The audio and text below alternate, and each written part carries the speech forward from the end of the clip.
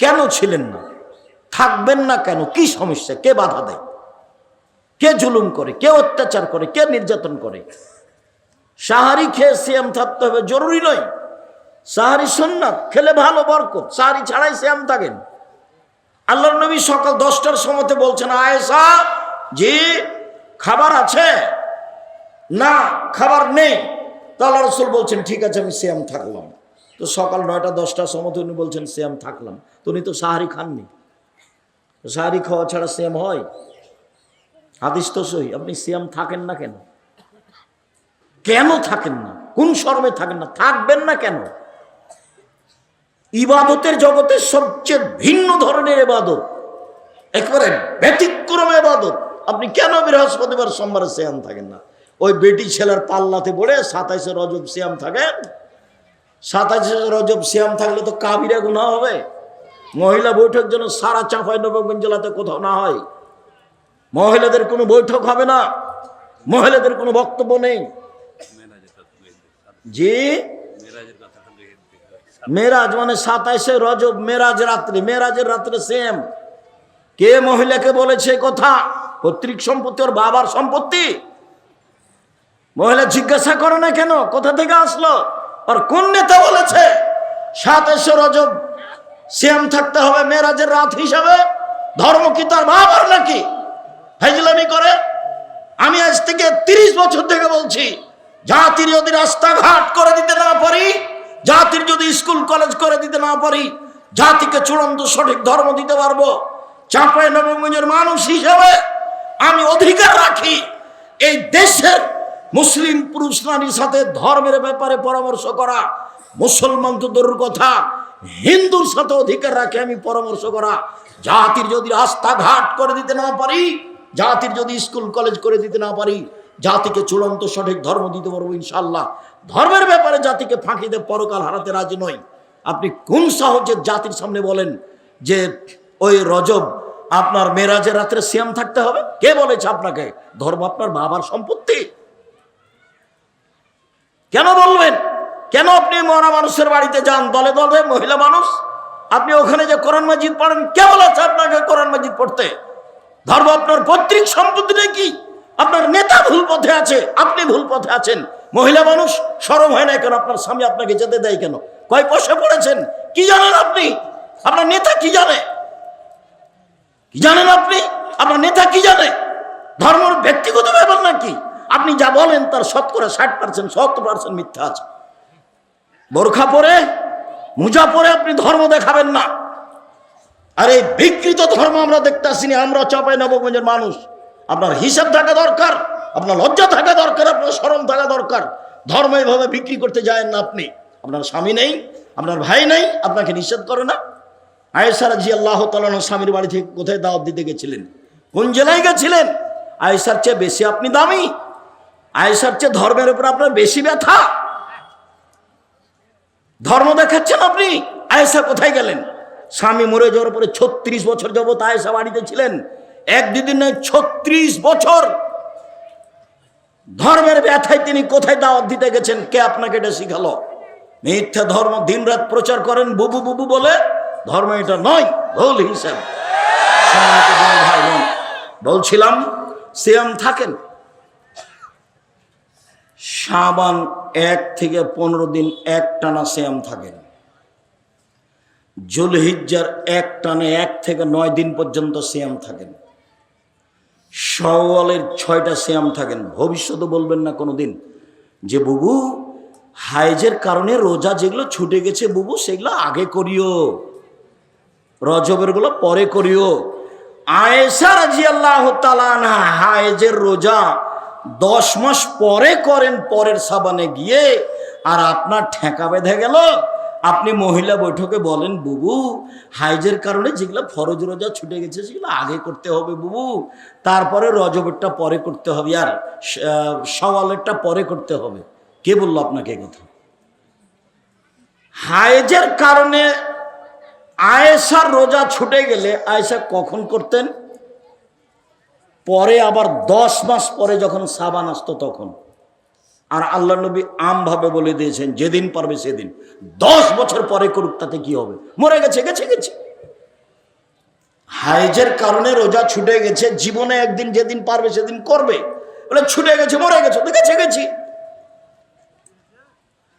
সম্মানিত দিনী ভাই বোন, শুধুমাত্র ভুল দিয়ে ঘেরা তার চলা, তার ফিরা, তার কথা, তার বার্তা, তার বৈঠক প্রায় সবই মিথ্যে, প্রায় সবই মিথ্যে। চাঁপাইনবাবগঞ্জ জেলার বিবাহের শুরু থেকে শেষ পর্যন্ত একটাও জায়েজ নয়। তাদের এই দাওয়াতি কাজের প্রায় অংশ তেমনি মিথ্যে, সব রূপক, সব বানানো। মরা মানুষের বাড়ি তো কেন যাবে, দল করে কেন যাবে, কেন তাকে ওখানে কোরআন মাজিদ পড়তে হবে, কেন তাকে দোয়া দেখাতে হবে? কিসের দোয়া? ধর্ম পৈতৃক সম্পত্তি? আয়েশা কবে কোন মরার বাড়িতে গেলে দোয়া করলেন? কে আপনাকে শিখালো এগুলো? সম্মানিত দিনী ভাই বোন, বলছিলাম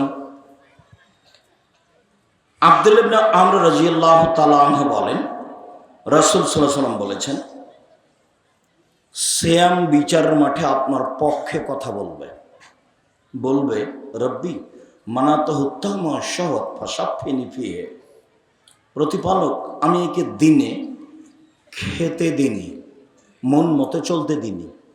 প্রতিপালক আমি একে দিনে খেতে দিনি, মন মতো চলতে দিনি, তুমি আমার একটা কথা শোনো, একে জান্নাতে দাও। তখন আল্লাহ বলবেন ঠিক আছে দিলাম। শ্যাম আপনার পক্ষে বিচারের মাঠে কথা বলবে। মনে রাখবেন চারটে জিনিস, এবার চারটে জিনিস আপনার পক্ষে কথা বলবে। এক, শ্যাম।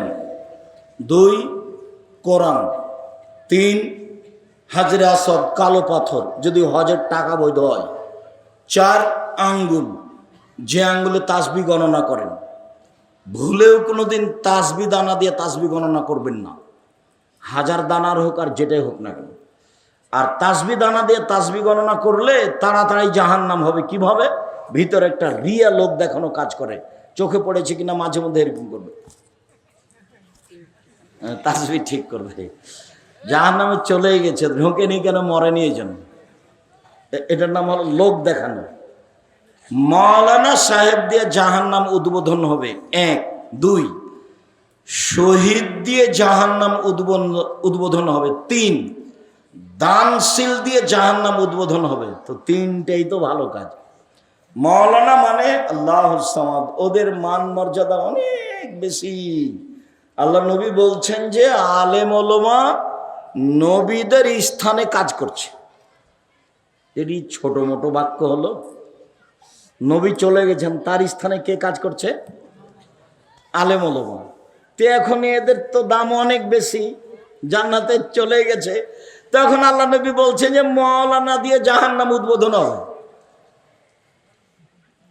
যখন তার কথা কর্ম থাকবে লোক দেখানো, তখন তাকে দিয়ে জাহান্নাম উদ্বোধন হবে। দান তো সবচেয়ে ব্যতিক্রম ইবাদত। দান দিয়ে মানুষ জান্নাত কিনে নেয়। সালাত আদায় করে জান্নাত পাওয়া যায়, কিনা যায় না। হজ করে জান্নাত পাওয়া যায়, কিনা যায় না। কিন্তু দান দিয়ে জান্নাত কিনা যায়, তো এ তো অনেক বড় ব্যাপার। আল্লাহ নবী বলছেন যে দান করে ওকে দিয়ে জাহান্নাম উদ্বোধন করা হবে। কেন? যখন দান করে তখন খালি বারবার বলছিল 10,000 টাকা দিলাম, একটু বলে দেন না, একটু বলে দেন। এই বলছো না কেন? এর বিনিময়ে এখন জাহান্নাম, একে দিয়ে উদ্বোধন করা হবে। শহীদ, শহীদ তো বিশাল ব্যাপার। তোমরা যাকে শহীদ বলছো অবশ্য আমি কোনোদিন তাকে বলিনি। যারা একেবারে খাঁটি আল্লাহর রাস্তায় জেহাদ করছে, ওদের ভিতরে যদি কোনো সময় একটু লোক দেখানো থাকে, তাহলে বিনিময় জাহান্নাম উদ্বোধন হবে ওকে দিয়ে। 3 শ্রেণীর মানুষদের জাহান্নাম উদ্বোধন হবে। তারা সবাই বড় বড়। 1, মাওলানা। 2, দানশীল। 3, শহীদ। তাহলে তাসবিহ বললে কি হবে ফলাফল? আর মনটাও চাই একটু, আমি ইবাদত করছি মানুষ দেখুক, মনটা চাই, যার জন্য ওই কাজই করা হবে না।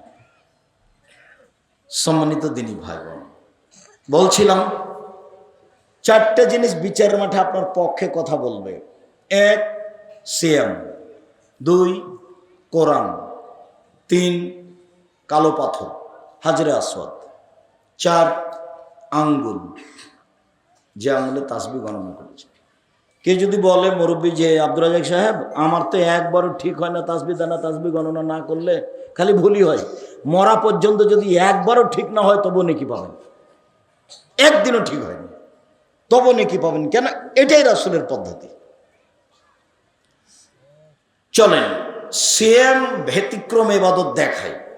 সাহাল বিন সাদ বলছেন জান্নাতের 8টি দরজা রয়েছে, জাহান্নামের দরজা 7টা। জান্নাতের দরজা 8টা, জান্নাত একটা, দরজা 8টা, জাহান্নাম একটা, দরজা 7টা। তো একটা দরজার নাম রায়ান, 8টার মধ্যে একটা দরজার নাম রায়ান। রায়ান মানে হচ্ছে পানি পান করে তৃপ্তি লাভ করা। তো যখন মানুষেরা জান্নাতে ঢুকবে তখন 8টা দরজা থেকে ফেরেশতারা ডাকবেন, আসেন যারা হজ করেছেন এই দরজা দিয়ে আসেন, আসেন যারা সিয়াম পালন করেছেন এই দরজা দিয়ে আসেন, আসেন যারা দান করেছেন এই দরজা দিয়ে আসেন, আসেন যারা সালাত আদায় করেছেন এই দরজা দিয়ে আসেন। আল্লাহর নবী যখন এইগুলি কথা বলছিলেন তখন আবু বকর সিদ্দিক রাদিয়াল্লাহু তাআলা আনহু বললেন, আল্লাহর নবী আচ্ছা এমন কি কেউ হবে যাকে সব দরজা থেকে ডাকা হবে? তো আল্লাহ রাসূল বলেন, হ্যাঁ তুমি তার মধ্যে। যাকে সব দরজা থেকেই ডাকা হবে তিনি কে? আবু বকর সিদ্দিক রাদিয়াল্লাহু তাআলা। তাই চট করে একটা কথা মনে পড়লো, একটু বলি। জোহর থেকে আপনার মেয়েটা ক্লাস 10-এ পড়ে, যে বাজারে ঘুরছে, জিনিস কিনছে, এখনো যখন বক্তব্য শেষ হবে তখন জিলাপি কিনতে কিনতে যাবে আপনার বউ। কাপুরুষ আপনি, আপনাকে একটুকু খারাপ লাগে না? বহুদিন বলেছি, মনে আছে কি না, আপনি যে পিতে আমার মনে সন্দেহ হয়, যার কারণে আপনার মেয়েকে আমি বলেছি আপনাকে যেন চাচা বা সৎবাপ বলে ডাকে। এই জন্য যে পিতা কাকে বলে একাধিক দিন বলেছি, পিতা একটু দেখেন, 1 মিনিট পিতা দেখি আমরা সামনে যাই। বাপ কাকে বলে, পিতা কি জিনিস? আয়েশা রাদিয়াল্লাহু তাআলা আনহা বলেন, আমরা এক যুদ্ধ থেকে বাড়ি যাচ্ছিলাম, তো এক জায়গাতে অবস্থান করছি, আমার গলার হারটা হারিয়ে গেল, হার খুঁজেও পাচ্ছি না, সালাতের টাইম হয়ে গেছে, এখানে পানিও নেই, অজুও করতে পারছি না, সালাত আদায় করতে পারছি না, যেতেও পারছি না, বড় বিপদে পড়ে গেলাম। জনগণ আমার আব্বাকে গিয়ে বলল যে আপনার মেয়ে কি করেছে জানেন? কি হয়েছে? আপনার মেয়ে হার হারিয়েছে, তো যার কারণে তো আমরা এখান থেকে যেতে পারছি না, হার খুঁজেও পারছি না, যেতেও পারছি না, পানিও নেই, অজুও করতে পারছি না, সালাত আদায় করতে পারছি না। এই কথাটুকু শুনে আবু বকর সিদ্দিক রাদিয়াল্লাহু তাআলা মেয়ের কাছে আসলেন। মেয়ের অবস্থা যেটা, সেইটা যদি আমাদের দেশে হতো তাহলে মারা তো দূরের কথা, পাল্টা ছিটকে পিঠে উল্টা ঘুরে যেত। এসে দেখছেন যে জামাই মেয়ের উরু রানের উপরে মাথা দিয়ে ঘুমিয়ে আছে। আবু বকর সিদ্দিক রাদিয়াল্লাহু তাআলা আনহু এসে দেখছেন যে জামাই মেয়ের উরু রানের উপরে মাথা দিয়ে ঘুমিয়ে আছে।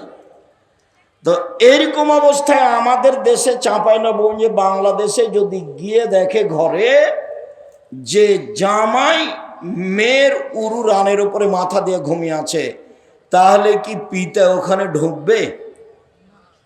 ঢুকবে না, বরং তাড়াহুড়া করে উল্টা ফিরে যাবে। এটা আমাদের দেশের স্বভাব গতি।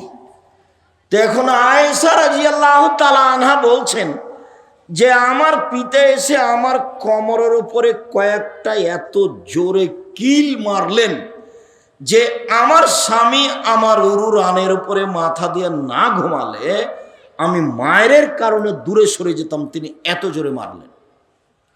আমি নিজেকে খুব টিকিয়ে রাখার চেষ্টা করেছি। কেন? আমার স্বামী আমার উরু রানের উপরে মাথা দিয়ে ঘুমাচ্ছেন, এই জন্য পিতার মায়েরটাকে আমি টিকিয়ে রাখার চেষ্টা করেছি যাতে করে নড়াচড়া না হয়। এত জোরে মেরেছেন আমি দূরে সরে যেতাম, এরকম জোরে মেরেছেন। এবার বলি সবচেয়ে বড় মানুষে মারলেন, ওই যে জান্নাতের সব দরজা থেকে ডাকছে যাকে, উনি কে? আবু বকর সিদ্দিক। চট করে এই কথাটা মনে পড়েছে, সেই জন্য বলছি। সবচেয়ে বড় মানুষে মারলেন, সবচেয়ে বড় মহিলাকে মারলেন। কাকে মারলেন? সবচেয়ে বড় মানুষের সামনে মারলেন। কার সামনে মারলেন? মুহাম্মদ সাল্লাল্লাহু আলাইহি সাল্লামের সামনে মারলেন। যিনি উরু রানের উপরে মাথা দিয়ে ঘুমিয়ে আছেন, উনি কে? উনি হচ্ছেন মুহাম্মদ সাল্লাল্লাহু আলাইহি সাল্লাম। বুঝাতে পারিনি মনে হয়, এখন স্পষ্ট হয়ে যান। মুহাম্মদ সাল্লাল্লাহু আলাইহি সাল্লাম হচ্ছেন জামাই, আর আয়েশা হচ্ছেন মেয়ে, আর আবু বকর হচ্ছেন বাপ। এইবার সবচেয়ে দামি মানুষে মারলেন, সবচেয়ে দামি মহিলাকে মারলেন, সবচেয়ে দামি মানুষের সামনে মারলেন, পূর্ণ যুবতী মেয়েকে মারলেন, বিবাহদারী মেয়েকে মারলেন, জামাইয়ের সামনে মারলেন, খোলা মাঠে মারলেন, দিন দুপুরে মারলেন, হাত দিয়ে মারলেন। সবচেয়ে বড় মানুষে মারলেন, সবচেয়ে বড় মহিলাকে মারলেন, সবচেয়ে বড় মানুষের সামনে মারলেন, জামাইয়ের সামনে মারলেন, পূর্ণ যুবতী মেয়েকে মারলেন, বিবাহদারী মেয়েকে মারলেন, খোলা মাঠে মারলেন, প্রায় 1400 মানুষের সামনে মারলেন। এত বড় বাপে এত বড় বেটিকে এত বড় মানুষের সামনে মেরে দিলেন। আর আপনার মেয়েটা ক্লাস 10-এ পড়ে, লজ্জা করে না, ঢং ঢং করে হেঁটে বেড়ায়, আপনি তাকে একটা ধমকও দিতে পারেন না। আপনি আবার বাপ, আপনার মতো বাপ বেঁচে থাকার চেয়ে মরে যাওয়া ভালো। এতিম হিসেবে মেয়ে থাকবে, জামিয়া সালাফে লালন পালন করবে, ইনশাল্লাহ সমস্যা হবে না। 519 জন এতিম আছে ওখানে, আপনার মেয়েও থাকবে ওখানে ইনশাল্লাহ। আপনার মতো বাপের আমি কামনা করিনি। এই মেয়ে, তোমার বাপকে আগামীকাল থেকে সৎ বাপ বলে ডাকিও। এই মেয়ে শোনো, তোমার নখ বড় আছে নাকি? নখে যদি নেইল পালিশ থাকে, নখ বড় থাকে, তুমি যদি ভুরু পেন সুন্দর করে চিকন, ভুরু তুলে তুলে চিকন করে থাকো, স্কিন পায়জামা পরো, চুল যদি ছোট থাকে, তাহলে তোমার মাকে তুমি সৎ মা বলে ডাকিও। তোমার এটা মা নয়, এটা সৎ মা। এই ছেলে, সৎ মা দেখুনি?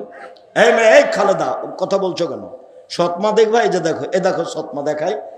2টা মেয়ে বাচ্চা ওখানে ছিল, একটা সৎ মেয়ে, একটা নিজের মেয়ে। তো এইদিকে আসছে, তো নিজের মেয়েটা আগে আগে এসেছে। তো যেমনই পাশে এসেছে তেমন তাকে কোলে নিয়ে বলছে, আম্মু কি করছিলাম, আম্মু কি করছিলাম, এভাবে আদর করছে। এইবার একটু পরে সৎ মেয়েটা উঠে আসছে, যেমন কাছাকাছি এসেছে তখন মায় বলছে, হ্যাঁ এখানে আলি কেন? তোকে যে ওখানে বসে থাকতে বললো, হ্যাঁ তো এখানে গেল, একটু থাপি তোর গাল পাঠিয়ে যা, ওখানে বসকা যা। এই হলো সৎ মেয়ে। তো তুমি তোমার মাকে বলো সৎ মা, সৎ মা বলে ডাকবা।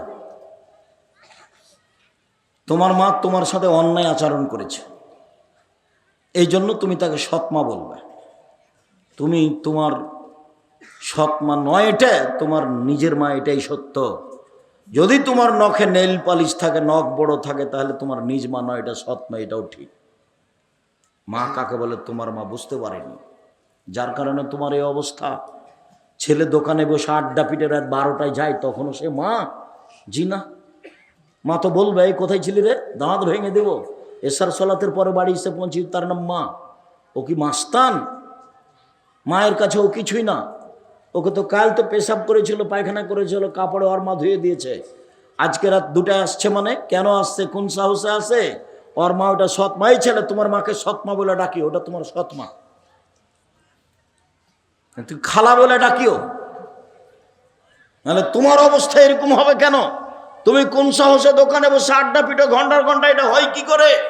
শুনুন, রাসূল সাল্লাল্লাহু আলাইহি সাল্লাম বললেন, সিয়াম পালনকারীর শেষ ব্যক্তি ঢুকে গেলে দরজা বন্ধ করা হবে, তখনও বাকি দরজা খোলা আছে। মানে হজ করার পরে সালাত আদায় করা দরজা দিয়ে ঢুকতে পাবে, সালাত আদায়কারী দানের দরজা দিয়ে ঢুকতে পাবে, কিন্তু সিয়াম পালন না করলে এই দরজা দিয়ে ঢোকা যাবে না।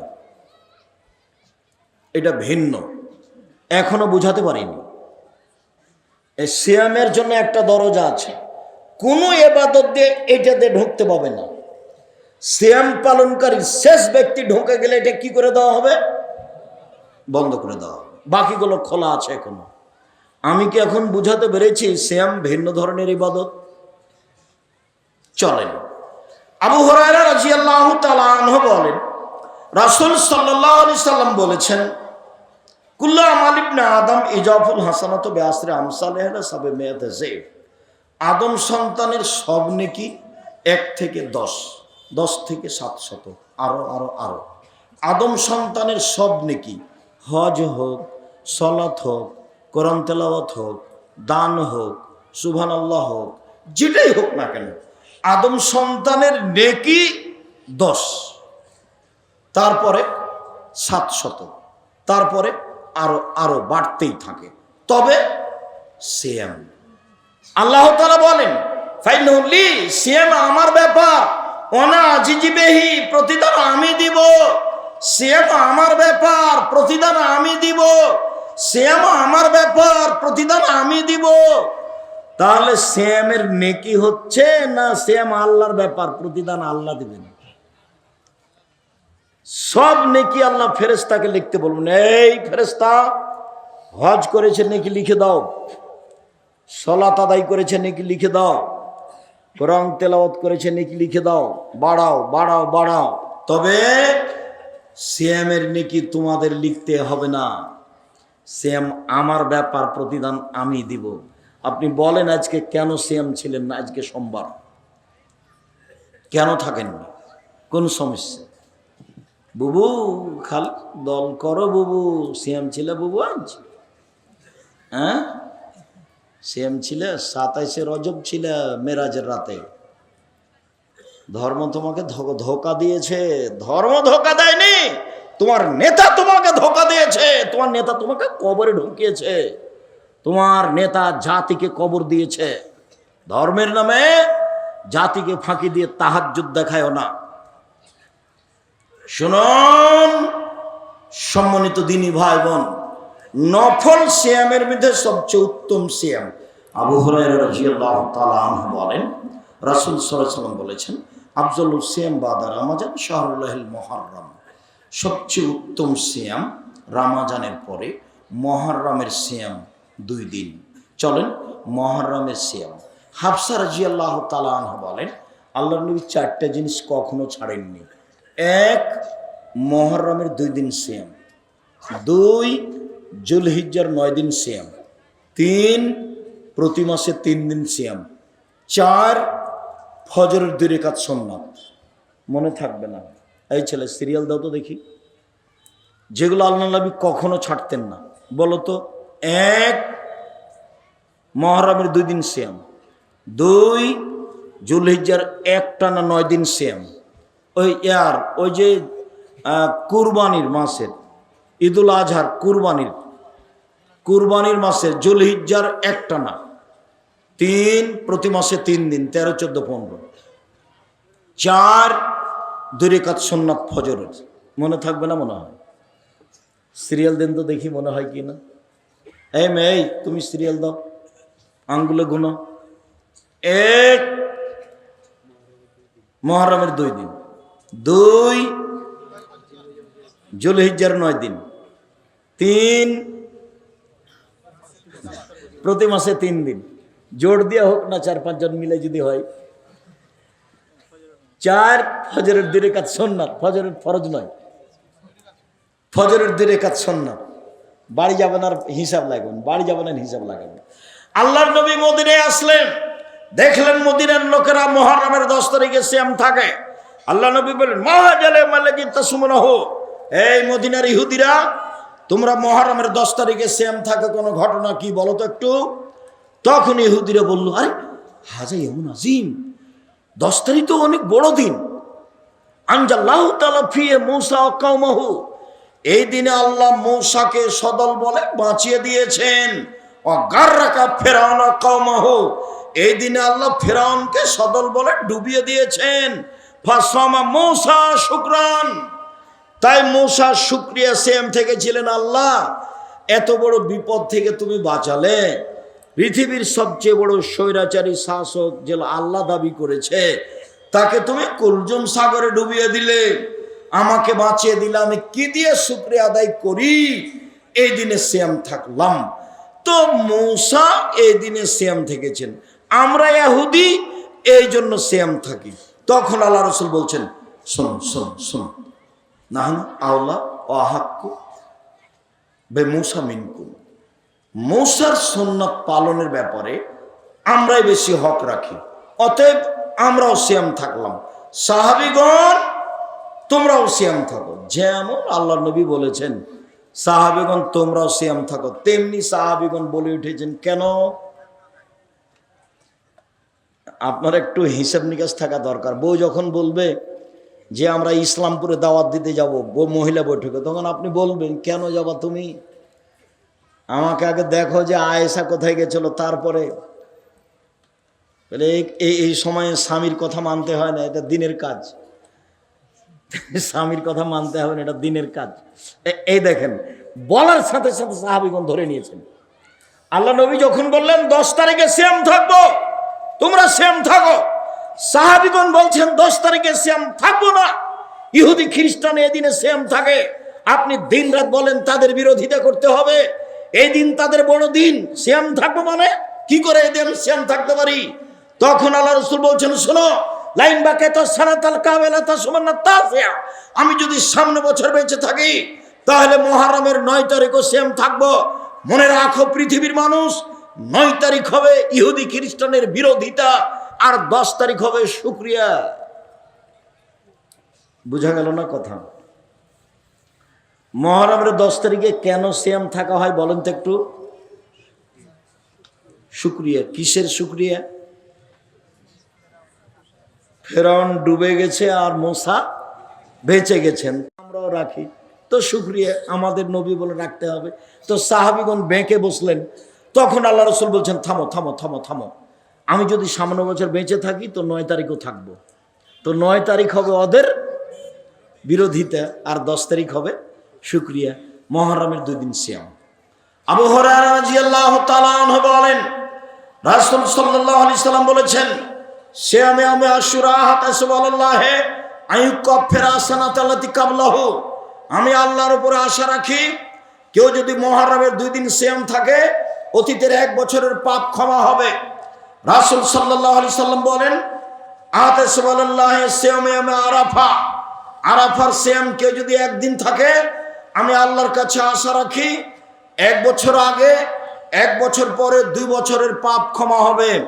শুনুন, জুলহিজ্জার একটানা 9 দিন থাকলে আর সিয়াম আরাফা ভিন্ন রাখা লাগবে না।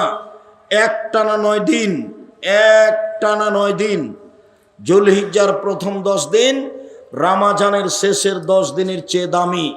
আব্দুর রাজ্জাক থামেন থামেন, আব্দুর রাজ্জাক সাহেব থামেন, কথা কি ভুল হচ্ছে নাকি? কেন ভুল হবে?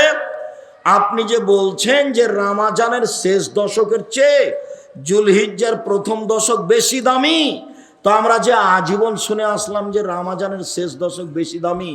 হ্যাঁ, রমজানের শেষ দশকে একটা জিনিস আছে, সেইটা হলো লাইলাতুল কদর।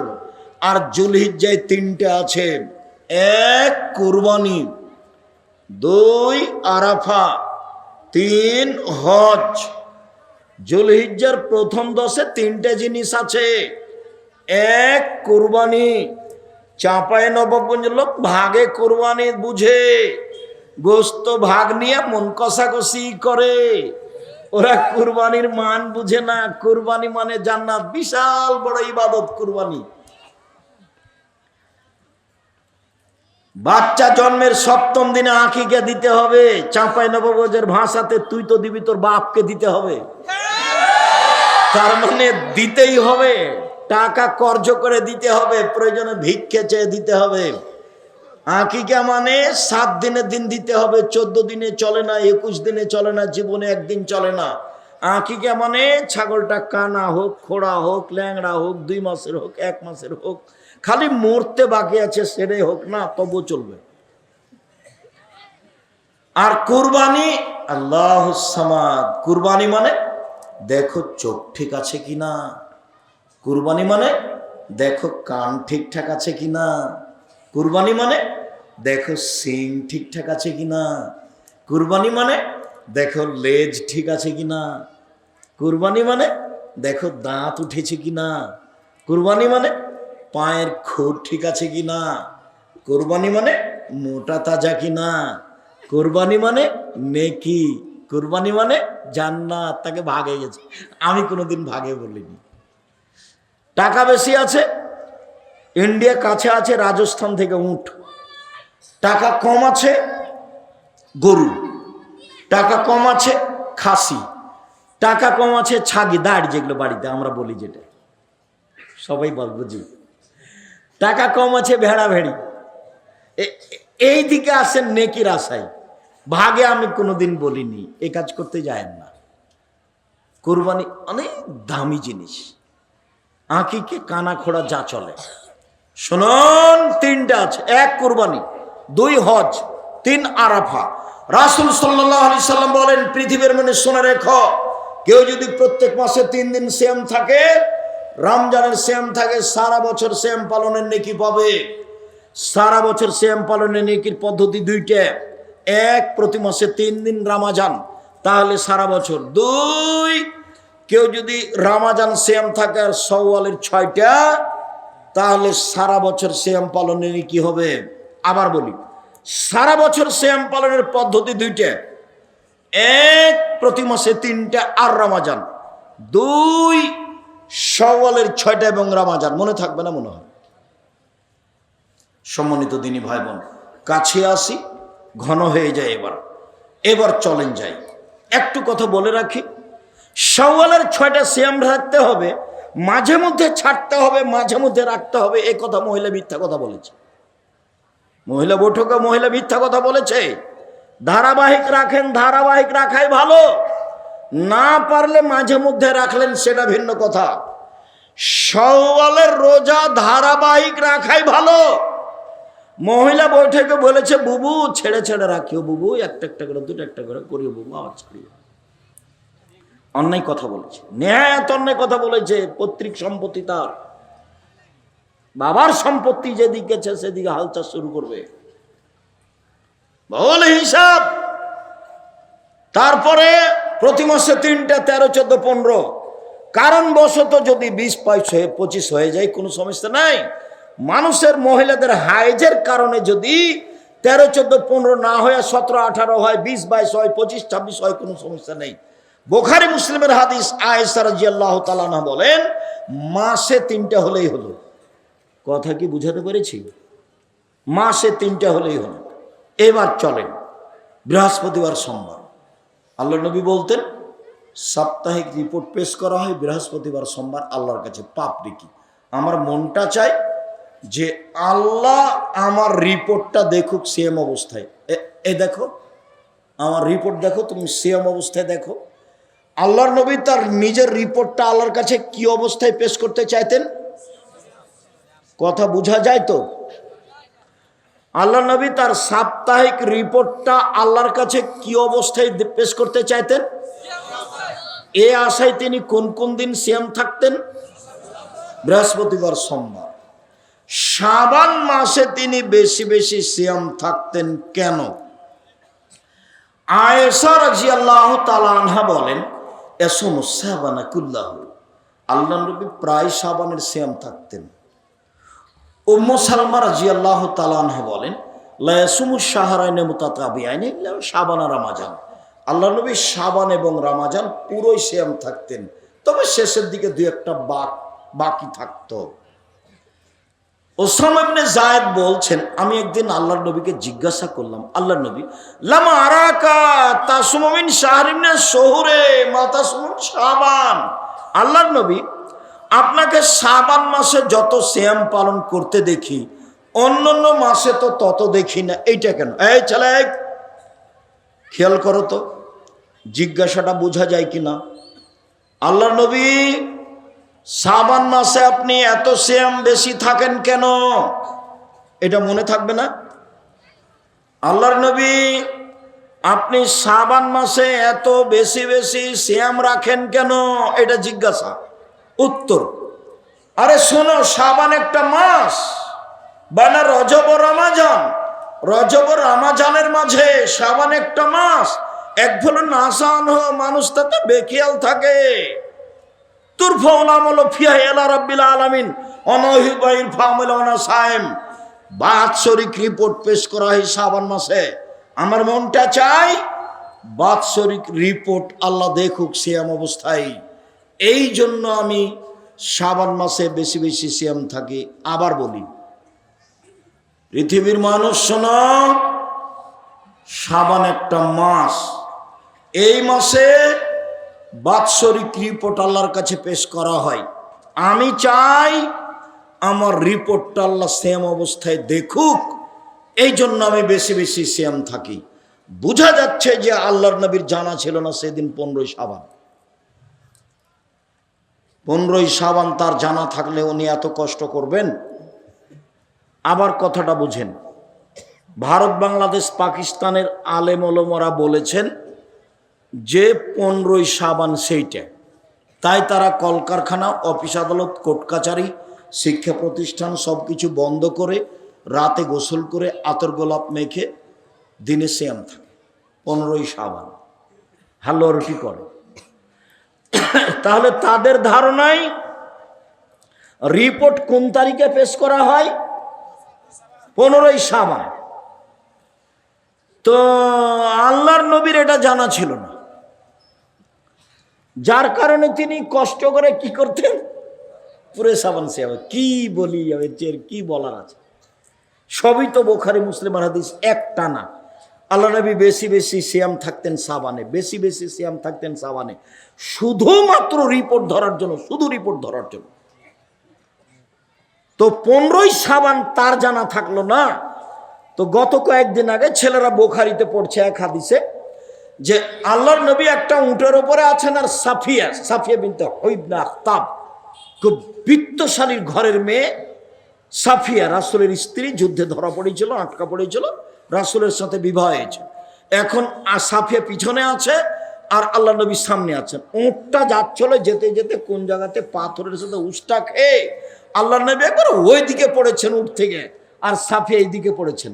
আবু তালহা বলছেন আল্লাহ নবীকে, আল্লাহ নবী ব্যথা পেয়েছেন, আল্লাহ নবী ব্যথা পেয়েছেন। তখন আল্লাহ রসুল বলছেন, আমার কাছে এসেছো কেন? সাফিয়াকে দেখো। তো আমি ওইদিকে গেলাম, আমি আমার মুখের উপরে কাপড় দিয়ে দিলাম, তারপরে সাফিয়ার গায়ে আমি কাপড় চাপিয়ে দিলাম, তারপর সাফিয়াকে আমি ধরে উঠালাম। এতটুক প্রয়োজন ছিল না, তিনি নিজের অতিরিক্ত পর্দা দেখিয়েছেন। নবীর স্ত্রীগণ সবার মা, নবীর স্ত্রী আমাদের কি? আমাদের মা। কাজে আমরা সরাসরি তাকে ধরে উঠাতে পারি।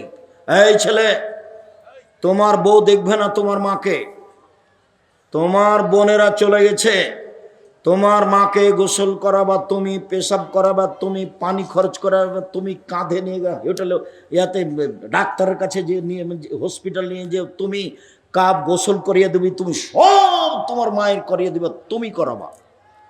একদিন তুমি ছিলে তোমার মায়ের কোলে, এখন তোমার মা তোমার কোলে। কথা বুঝাতে পারিনি? একদিন তুমি ছিলে তোমার মায়ের কোলে, এখন তোমার মা তোমার কোলে। ভুলেও মাটির উপরে সবচেয়ে খারাপ মানুষ মনে হবে মা, মরলেই কিন্তু ধরা পড়ে যাবে, সেদিন লাভ হবে না। মাটির উপরে সবচেয়ে খারাপ মানুষ কে মনে হবে?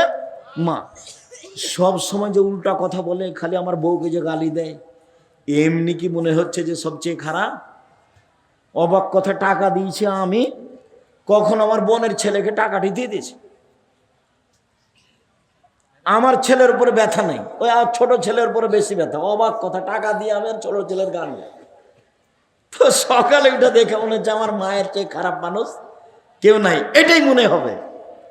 এরপরেও মিথ্যে কথা মিথ্যে নয়, মিথ্যাও সত্য। ওয়াদা খেলাপ মিথ্যে নয়, ওয়াদা খেলাপও সত্য। সব কিছু বর্জন করে, সব কিছু ত্যাগ করে মাকে জীবন বাজি রেখে সম্মান করতে হবে, এটাই চূড়ান্ত। বইয়ের নামে অ্যাকাউন্ট খোলা হবে না, প্রয়োজনে বাপের নামে মায়ের নামে খুলতে হবে। বোকা ছেলে, আমি বিদেশে গেলে এটা হলে বউ টাকা দিলে পালাইবে, আর একজনের সাথে বিবাহ বসবে। জিন্দেগিতে যারা আপনারা বাহিরে আছেন, বইয়ের নামে অ্যাকাউন্ট খুলিয়েন না। চলেন, শেষে চলে এসেছি সম্মানিত দিনী ভাই বোন। তো উস্তাদ খেয়ে, ধাক্কা খেয়ে, চাঁপাইনবাবগঞ্জের ভাষায় উঝট খেয়ে উটের পর থেকে আল্লাহ নবী পড়ে গেলেন। তখন ছেলেরা বলছে, ওস্তাজি এইটা শাহজালাল পীর হলে পড়তো না। শাহপরান শাহজালাল উঠ থেকে পড়তো না। হ্যাঁ, তোরা ঠিকই বলেছে, কেননা ওরা তো জায়নামাজ সাগরে বিচ্ছা দিয়ে পার হয়, সাগরে জায়নামাজ বিছিয়ে তারপরে উঠে সাগর পার হয়, তাহলে তারা উঠ থেকে পড়বে কেন? তার মানে পীরের নামে যা কথা আছে সবই মিথ্যা। মুহাম্মদ সাল্লাল্লাহু আলাইহি সাল্লাম পৃথিবীতে সবচেয়ে দামি মানুষ, আদম থেকে নিয়ে কিয়ামত পর্যন্ত। এত বড় মানুষ যদি উঠ থেকে ছিটকে পড়ে যান তাহলে এটা স্বাভাবিক ব্যাপার, আমি আপনি পড়তেই পারি, পীরও পড়বে, এ কথাই ঠিক। বলছিলাম এত বড় মানুষের জানা হলো না 15ই শাবান, মানে একেবারে ডাহা মিথ্যা। বেশি বেশি সিয়াম থাকতে হবে। নফল আলোচনার শেষে চলে আসলাম। এক, রমজানের কোনো কথা নেই।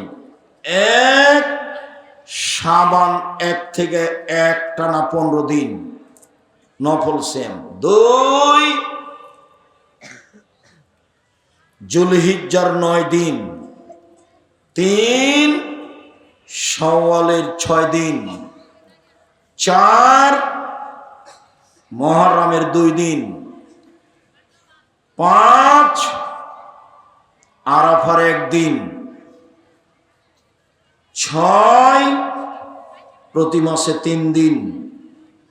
7, বৃহস্পতিবার সোমবার, বৃহস্পতিবার সোমবার, বৃহস্পতিবার সোমবার, বৃহস্পতিবার সোমবার। কাছাকাছি ঘন ঘন করে বলেন, তাহলে এক জায়গাতেই হয়ে যাবে। ছেলেরা জামিয়া সালাফেতে পড়ে, তখন বলছে, এই ছেলেরা তোমার মায়েরা অত গোস্ত মাছ খাওয়াতে পারবে? প্রতিদিন দুপুরে গোস্ত বা মাছ বা ডিম, তো ঘন করে বলো গোস্ত মাছ ডিম, গোস্ত মাছ ডিম, গোস্ত মাছ ডিম। তো ঘন করে বললে কাছাকাছি হয়। তো যে তোমার মা এই গোস্ত প্রতিদিন গরু গোস্ত কিনে খাওয়াতে পারবে? অসম্ভব, এই সিরিয়াল দিতে পারবে না, একদিনও বাড়ি যেতে চাইবে না, বাস এসেছো। যেদিন প্রতিষ্ঠান ছুটি হবে সেদিন যাবা। তখন ছেলেরা খুশি হয়ে যায়। সম্মানিত দিনী ভাই বোন, আমি আপনাদেরকে নফল সিয়াম পালনের জন্য আন্তরিকভাবে অনুরোধ জানাচ্ছি। 1, 5 ওয়াক্ত সালাত। 2, হালাল রুজি। 3, কোরআন তেলাওয়াত। 4, আড্ডা পিটা নিষেধ। 5, নফল সিয়াম পালন করেন, যে কোনো মূল্যে করতেই হবে। এখন আপাতত বৃহস্পতিবার সোমবার, এইটুকু কথা বলে আব্দুল্লাহ লিখা বই আছে মিন্নাতুল বারি, আমারও ব্যতিক্রম বই আছে যেটা নামাজের উপর বই লিখা আছে, এটা খুব সুন্দর। আর তো দুয়ার বই সবার বাড়িতে থাকতে হবে। আলিতেসাম পত্রিকা আপনাদের পয়সা দিয়ে ছাপানো হয়, অতএব আলিতেসাম পত্রিকা সবাই নেবেন। আর আদর্শ নারী, আদর্শ পরিবার। আর আব্দুল্লাহর বই আছে মনে হয় এই যে কি ফিলিস্তিন, সব বইগুলো আমার হাতের বাম থেকে স্টেজ থেকে নিয়ে যাবেন। সবাইকে বইগুলি সংগ্রহ করার জন্য অনুরোধ রেখে আপাতত। আর এটা তো কওমি মাদ্রাসা, যার যতটুকু সম্ভব সহযোগিতা করে যাবেন, দান করবেন, যে কোনো সময় এসে দান করবেন। আমি আপনার দিনী ভাই হিসেবে আপনাদেরকে অনুরোধ করে যাচ্ছি। আর বই পুস্তক ছেড়ে কেউ যাবেন না। যদি টাকা না থাকে 30 টাকা দিয়ে একটা পত্রিকা নিয়ে যাবেন। সকল দিনী ভাই বোনকে